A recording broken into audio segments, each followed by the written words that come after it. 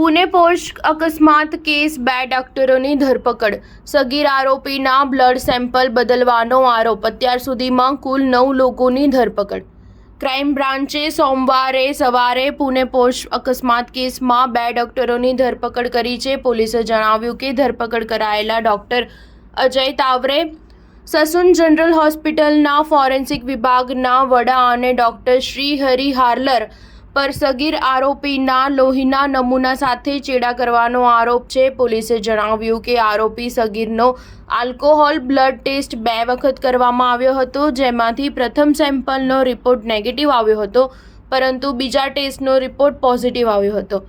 બીજા ટેસ્ટમાં જાણવા મળ્યું કે આરોપીના લોહીમાં આલ્કોહોલ હતો. પોલીસ બંને તબીબોની પૂછપરછ કરી રહી છે. આજે બપોરે બંનેને શિવાજીનગર કોર્ટમાં રજૂ કરવામાં આવશે. પોલીસ કમિશનર આ કેસને લઈને પ્રેસ કોન્ફરન્સ પણ કરશે, જેમાં વધુ કેટલાક નવા ખુલાસા થઈ શકે છે. 18 મેના રોજ પુણેના કલ્યાણીનગરમાં દારૂના નશામાં એક સગીર બાઇક પર સવાર યુવક અને યુવતીને ટક્કર માર્યો હતો, જેમાં બંનેનું ઘટના સ્થળે જ મોત થયું હતું. આ કેસમાં અત્યાર સુધીમાં કુલ 9ની ધરપકડ કરવામાં આવી છે, જેમાં આરોપીના દાદા અને પિતા અને 2 ડોક્ટરોનો સમાવેશ થાય છે. સ્ટાર ન્યૂઝ 7 હંમેશા સચ્ચાઈની સાથે.